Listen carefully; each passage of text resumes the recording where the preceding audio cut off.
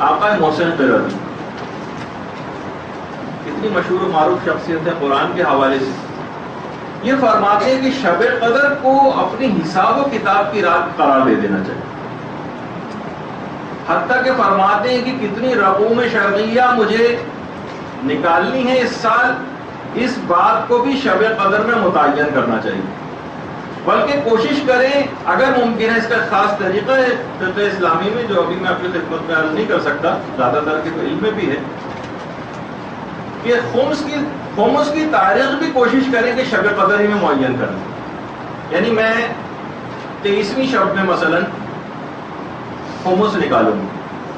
وہ فرماتے ہی ہیں کہ اس سے فائدہ یہ ہوگا کہ جو بھی کام آپ شب قدر میں انجام دیتی ہیں وہ 1000 سے ضرب ہو جاتا ہے، اور 1000 تو محاورے کے اعتبار سے ہو سکتا ہے وہ، ورنہ سمجھیں کہ انفینٹی سے ملٹیپلائی ہو جاتا ہے. یعنی کچھ احساس ہی نہیں کیا جا سکتا، درک ہی نہیں کیا جا سکتا اس کا ثواب اور فائدہ کتنا ہوگا. وہ فرماتے ہیں کہ بلکہ کتنا مجھے صدقہ پورے سال دینا ہے، کتنا دینا ہے، یہ بھی کیلکولیشن آپ شب قدر ہی کے اندر کر لیں. مثلا حساب لگا لیں کہ مہینے میں عام طور پر میں 300 سے مثلا 500 روپے صدقہ دیتی ہوں اپنی اپنی حیثیت کے مطابق. یہ آج کی رات آپ ارادہ کر لیں کہ میں اتنا صدقہ دوں گی. اسی طریقے سے کتنوں کی میں مدد کروں گی، یہ بھی آج کی رات بیٹھ کر ارادہ کریں، نیت کریں کہ میں اتنے افراد کی مدد کروں گی، کتنی کتابوں کا میں مطالعہ کروں گی، کتنے مسائل میں حاصل کروں گی اور یاد کروں گی، کسی نے مجھ کو تبلیغ کرنا ہے. غرض ہر نیک کام کا ارادہ آج کی رات آپ کر لیں، ہر نیک کام کا ارادہ. تو اس ہر چیز کا منصوبہ شب قدر کے اندر بنا. پروردگار 1000 سے ضرب دے دے گا. یعنی اگر 1 گھنٹہ عام زندگی میں آپ علم حاصل کرتی ہیں تو 70 سال کی عبادت کا ثواب دلواتا ہے، کہ جس میں دن میں روزے رکھے گا اور پوری رات عبادت میں بسر کی گئی. شب قدر میں گویا 1 گھنٹہ علم دین حاصل کرنے کے لیے وقف کرنا آپ کو 70,000 سال کی ایسی عبادت کا ثواب دلوائے گا جس میں تمام کے تمام دنوں میں روزے رکھے گئے اور راتیں عبادت میں بسر کی. 1 گھنٹہ فقط 70,000 سال. آپ سوچئے تو 70,000 کتنا ہوتا. کوئی مثلا مرد اب بھی اگر سوچے، اور خواتین بھی ویسے شریک تو ہو سکتی ہیں، عام طور پر خواتین جاتی بھی ہیں جہاں کسی کا انتقال ہوتا ہے ویسے پہنچ جاتی ہیں، لیکن تشییع جنازہ کے لیے ہر قدم پر 10 کروڑ یا 70 کروڑ گناہ معاف ہوتے ہیں. 10 کروڑ یا 70 کروڑ نیکیاں اس کے نامہ اعمال میں لکھی جاتی ہیں. 10 کروڑ یا 70 کروڑ درجات اس کے بلند ہوتے ہیں ایک ایک قدم کے بدلے. یہ نہیں کہ پورے جب تک کہ وہ دفن نہ کرتے، نہیں، ہر ایک ایک قدم کے بدلے. اور اس کا مطلب یہ کہ اگر یہ رات 1000 سے ملٹیپلائی ہوتے تو 70 کروڑ کو آپ 1000 سے ضرب دے دیں. میرے پاس تو کوئی کیلکولیٹر نہیں ہے ایسا کہ جو اس کا نتیجہ آپ کو دکھا سکے کہ کتنا زیادہ ثواب فقط نیت کرنے سے آپ کو حاصل ہو جائے گا. تمام یہ رات کو منصوبوں کی رات بنائیے، نیک کاموں کی لسٹ بنائیے کہ مجھے سال میں کیا کیا کرنا ہے. اتنا نامہ اعمال کو بھاری کر دے گا آپ کی منصوبہ سازی آج کی رات کہ آپ میدان قیامت میں اپنے پگڑے کو دیکھ کر حیران اور سرگرداں ہو جائیں گے کہ آخر یہ کس قدر ممکن ہے انسان باقاعدہ پہچانے گا نہیں کہ یہ میرے نامہ اعمال ہیں اتنے زیادہ، میں نے تو اتنے انجام نہیں دی. اسی طریقے سے مثلا اس رات کو اگر آپ کو 1 روپیہ بھی صدقہ دینا، 10 روپے صدقہ دینا، ایک غریب کو صدقہ دینا، اس کا معنی یہ کہ گویا 1000 غریبوں کو آپ نے صدقہ دے دیا یا نیت بھی کر لی. اسی طریقے سے مثلا کسی ایک شخص کو افطار کرانا، نیت کر لی کہ میں ایک کو افطار کراؤں گا، مثلا ایک کے معنی 1000 لوگوں کو افطار کرانا. یہ حرم امام رضا علیہ السلام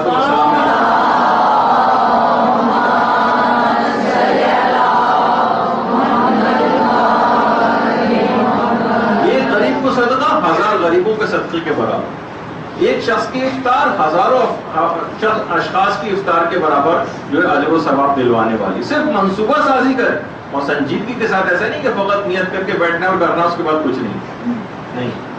تو آپ اندازہ کریں گویا یہ جتنے بھی افطار یہاں پر نظر آ رہی ہے آپ کو، یہ سب آپ کی طرف سے ہو، صرف اتنا سا صرف نیت کر لینے سے. اور یہی وجہ ہے کہ اگر کوئی شخص یہ نیت کرے کہ بھائی اس سال میں دروس اٹینڈ کروں گی مثلا علماء کے، اخلاقیات کے، فقہی مسائل کے، یہ آپ کے سامنے جو ہے علی پناہ اجتہادی میں سب سے بڑا اور سب سے بہترین جو درس اخلاق ہے وہ آقا علی پناہ اجتہادی کا ہوا کرتا تھا. کچھ ہی عرصے پہلے ان کا انتقال ہوا. اکثر یہ صرف ممبر پر آ کر بیٹھ جاتے تھے اور بیٹھتے ہی رونا شروع کر دیتے تھے. یہاں تک کہ ان کو روتے دیکھ کر تمام ہزاروں کا مجمع رونے لگتا تھا. یہاں تک کہ آدھے گھنٹے تک اپنے گناہوں پر ندامت کا اظہار کرتے ہوئے پورا مجمع زار و قطار رو کر گریہ ازاری کرتا تھا. یہاں تک کہ کچھ کہے بغیر ہی وہ مجلس ختم ہو جاتی. آقا علی پناہ اجتہاد. تو اگر کوئی شخص یہ کہے کہ جناب میں جو ہے اس رات میں نیت کرے کہ میں کوئی علماء کے دروس اٹینڈ کروں گی، اب تو کیسٹس کے ذریعے بھی ممکن ہے، اگر فزیکلی کسی جگہ جانا ممکن نہیں ہے تو آپ لائیں، گھر میں سنیں. اپنے آپ کو، اپنی اخلاقیات کو درست کرنے کی انسان کو ہمیشہ فکر کرتے رہنا چاہیے. کیونکہ بعض اوقات یہاں پر مدرسے میں اگرچہ یہی سب چیزیں سکھائی جاتی ہیں لیکن پھر بھی ایک الگ سے ایک درس اخلاق کا جو مکمل ایک درس اخلاق ہو اور علماء کی زبانی ہو، علماء بعمل کی زبانی، وہ آپ لائبریری سے لا کر سنیں تو آپ اپنے اندر بہت تبدیلی محسوس کریں. تو یہ ضرور.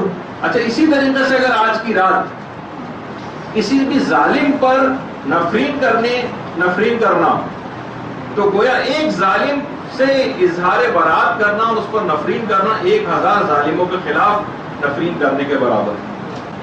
اور آپ یہ نیت کریں کہ روزانہ مثلا میں ایک تسبیح درود کی پڑھوں گی.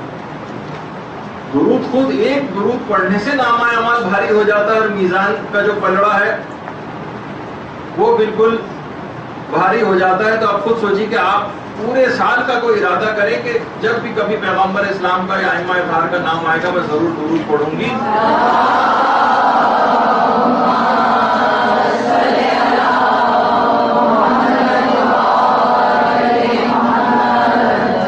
نیت کریں باقاعدہ کہ میں پورے سال پردے کی انتہائی سخت پابندی کروں گی. ایران کے اندر باقاعدہ ہفتہ منایا جاتا ہے، حجاب کا ہفتہ، اس کو خوشیوں کا دن قرار دیا جاتا ہے. فخر کا اظہار کرتی ہیں عورتیں کہ ہم باحجاب.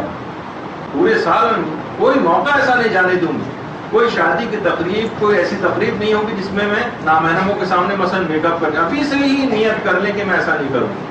تو پھر آپ دیکھیے کہ پورے سال حجاب محجبہ ہونے کا اور حجاب کا جو ثواب ہے وہ کس طرح سے شب قدر میں 1000 یا انفینٹی سے ملٹیپلائی ہو کر آپ کو ملے گا. اسی طریقے سے نیت انسان کر لے کہ میں مریض کی عیادت کروں. یا عید اللہ شیخ جواد تبریزی ہیں جن کا بھی میں آگے چل کر ایک سلسلے میں کچھ ایک واقعہ میں بیان کرنے والا ہوں.